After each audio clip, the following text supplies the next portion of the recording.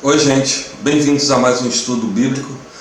Hoje a gente vai falar sobre o segundo grande julgamento, o segundo e último grande julgamento, que é o grande julgamento do trono branco, logo o juízo final, ok?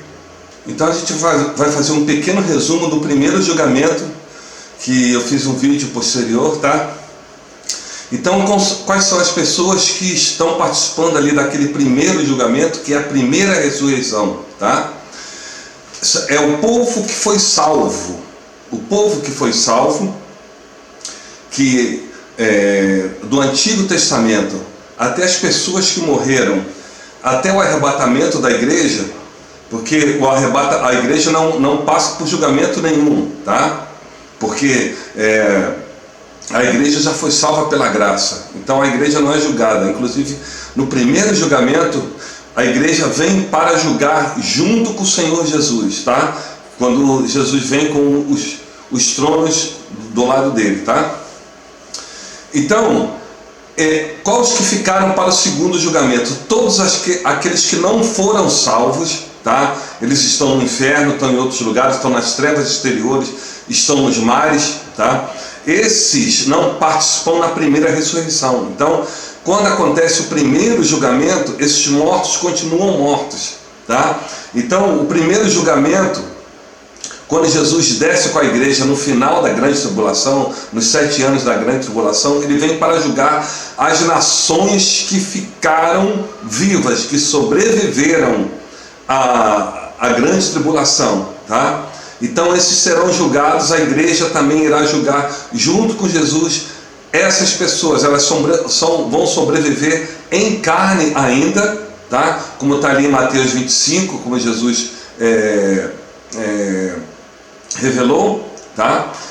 Elas vão repovoar o milênio para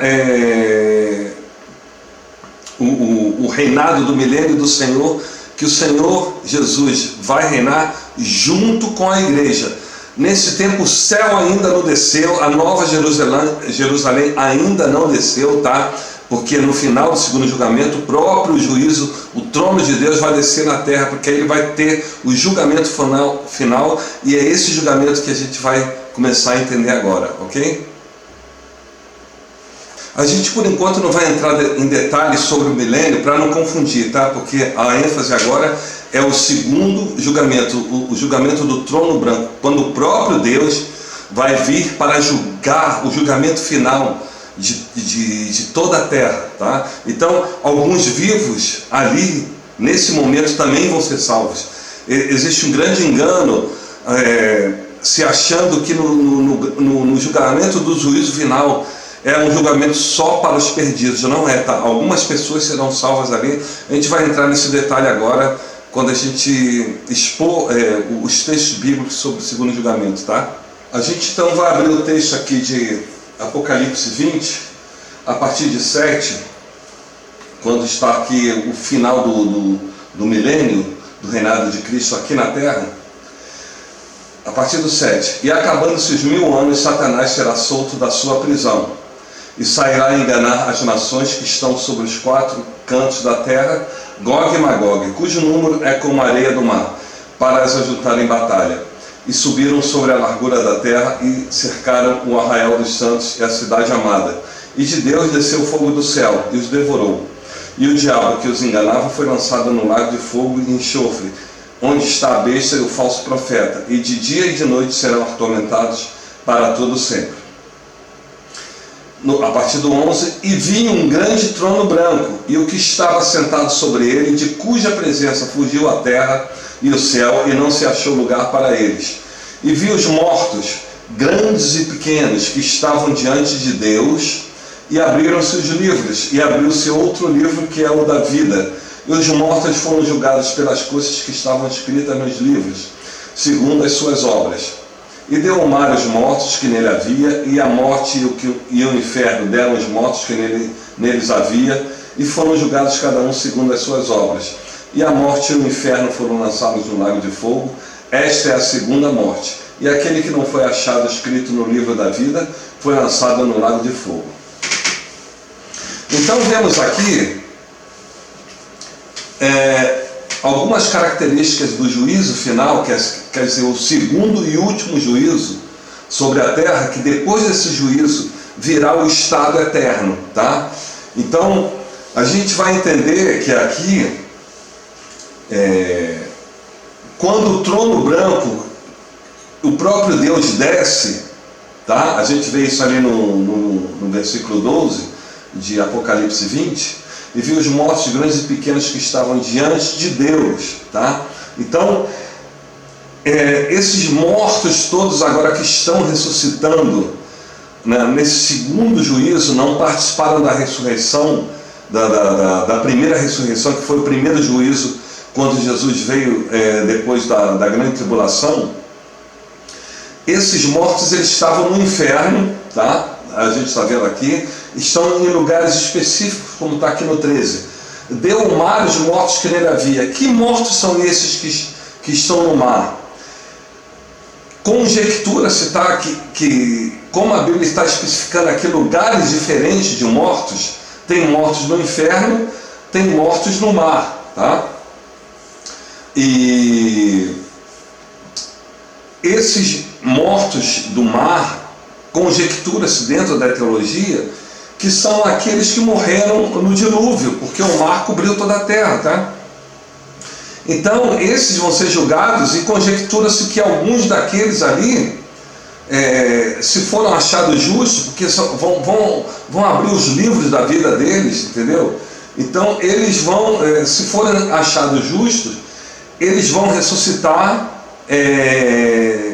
em carne, né, vamos dizer assim, para entrar no estado eterno, mas eles não vão ser igreja, não vão reinar, tá? Eles apenas vão entrar como seres humanos para o estado eterno, porque Deus não desistiu da criação, tá? Como Ele criou o ser humano, e nós agora que seremos a esposa dele, não seremos mais seres humanos, tá? Seremos como Jesus, no corpo igual de Jesus, como está lá em Colossenses. Esses que são julgados, e por acaso eles sejam achados justos segundo o que está escrito no livro da vida deles, segundo a obra deles, eles vão ressuscitar em carne, tá? Não vão mais ressuscitar em glória, para repovoar então a terra no estado eterno, né? Esses que estão na morte, esses que estão no inferno, então, praticamente vão se perder por resto da vida, vão ser jogados no lago do fogo, como está aqui no 14, e a morte e o inferno foram lançados no lago de fogo. Então esses que estão no inferno não se salvaram, não participaram da primeira ressurreição, eles vão ser lançados no lago de fogo, tá? Para estar eternamente destituídos da presença de Deus, tá? Eu não quero nem falar sobre o sofrimento, estou falando aqui da destituição da presença de Deus por toda a eternidade, por todo o estado eterno, por toda a singularidade do estado eterno, tá? E agora a gente vai falar um pouquinho sobre quando acaba os 1000 anos, Satanás será solto da sua prisão e sairá a enganar as nações que estão sobre os 4 cantos da terra, Gog e Magog. Isso tem a ver, isso aqui está paralelo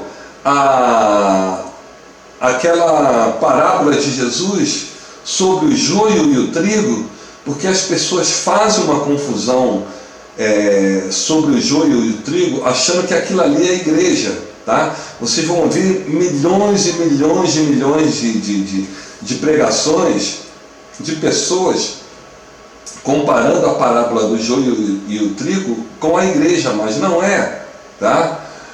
O joio e o trigo é para o final da grande tribulação. A gente vai então abrir o texto para a gente entender, tá? Está lá em Mateus 13. Então a gente vai abrir rapidinho aqui em Mateus 13 para a gente entender que aquilo ali não fala da igreja, tá?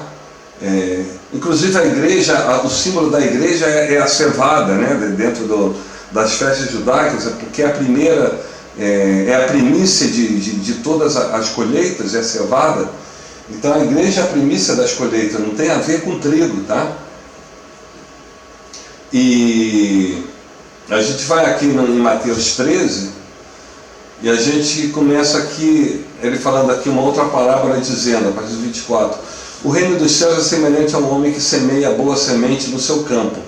Mas dormindo os homens, veio o seu inimigo e semeou o joio no meio do trigo, e retirou-se. E quando a erva cresceu e frutificou, apareceu também o joio. E os servos do pai de família, indo ter com ele, disseram, Senhor, não semeaste tu no teu campo boa semente, por que tem então joio? E ele lhe disse, um inimigo a quem fez isso. E os servos lhe disseram, queres pois que vamos arrancá-lo? Ele, porém, lhe disse, não, para que ao colher o joio, não arranqueis também o trigo com ele. Deixai crescer ambos juntos até a ceifa. E por ocasião da ceifa, direi aos ceifeiros, colhei primeiro o joio e atai-o em molhos para o queimar, mas o trigo ajuntai-o no meu celeiro. Vocês viram aqui a diferença? O joio é colhido primeiro para ser queimado, tá? Então, isso é antagônico ao arrebatamento, quando as pessoas pensam que é a igreja, porque no arrebatamento a igreja é colhida primeiro, o joio fica, né? Se fosse uma alusão assim à parábola do joio do trigo para o arrebatamento, é antagônico aqui, porque aqui o que é colhido primeiro é o joio para ser queimado, tá? E aqui no 35 tem a explicação. Para que se cumprisse o que fora dito pelo profeta, que disse, abrirei em parábolas a minha boca, publicarei coisas ocultas desde a fundação do mundo. Então, tendo despedido a multidão, foi Jesus para casa e chegaram ao pé dele seus discípulos, dizendo, explica-nos a parábola do joio do campo. E ele respondendo, disse-lhes, o que semeia a boa semente é o filho do homem, tá? O campo é o mundo e a boa semente são os filhos do reino e os joios são os filhos do maligno. A gente tem que entender que no milênio entrou os filhos dos reinos que são os judeus, tá? E entrou também gentios ali que supostamente seriam os filhos do maligno, que eles vão ouvir a voz de Satanás quando Satanás for solto no final do milênio e vão se juntar em batalha ali no Gog e Magog. Exatamente essa a explicação da parábola do joio e do trigo, porque no Gog e Magog o que acontece com o joio? Tá? Então, esses filhos do maligno, eles são queimados pelo fogo. Tá? Então, o inimigo que semeou é o diabo. Jesus está explicando aqui no 39, o inimigo que semeou é o diabo, e a ceifa é o fim dos tempos. Gente, não tem nada a ver com a igreja aqui. E os ceifeiros são os anjos, tá? São os servos de Deus.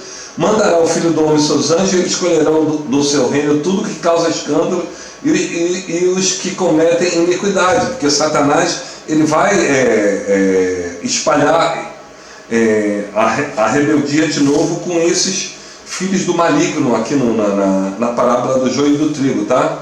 E lançá-lo na fornalha de fogo, ali haverá pranto e ranger de dentes. Então os justos resplandecerão como o sol no reino de seu Pai. Quem tem ouvidos para ouvir, ouça.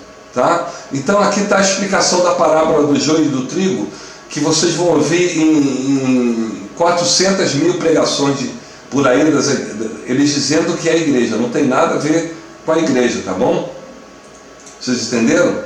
Então aqui é Apocalipse 20, mais uma vez eu botando o paralelo da parábola do joio e do trigo com o que vai acontecer no final do milênio. Apocalipse 20 a partir do 7, 8 e 9. E acabando-se os 1000 anos, Satanás será solto da sua prisão e sairá a enganar as nações que estão sobre os 4 cantos da terra, Gog e Magog, cujo número é como a areia do mar, para as ajuntar em batalha, e subiram sobre a largura da terra e cercaram o arraial dos santos e a cidade amada de Deus, desceu fogo do céu e os devorou. Está explicado aqui a parábola do joio e do trigo, a gente fazendo um paralelo com o final do milênio do grande juízo do trono branco, ok? Então essa foi mais uma explicação então da parábola do joio e do trigo, com um paralelo com o juízo final, tá? Que daí então a terra vai ser totalmente restaurada, como Deus queria desde o princípio. Então a gente vai entrar no estado eterno, tá? Então Jesus junto com a igreja, né, os escolhidos, os reis, vão reinar sobre toda a criação por toda a eternidade, pelos séculos dos séculos. Amém. Ok? Espero que vocês tenham gostado de mais esse estudo bíblico e até o próximo estudo, se Deus quiser.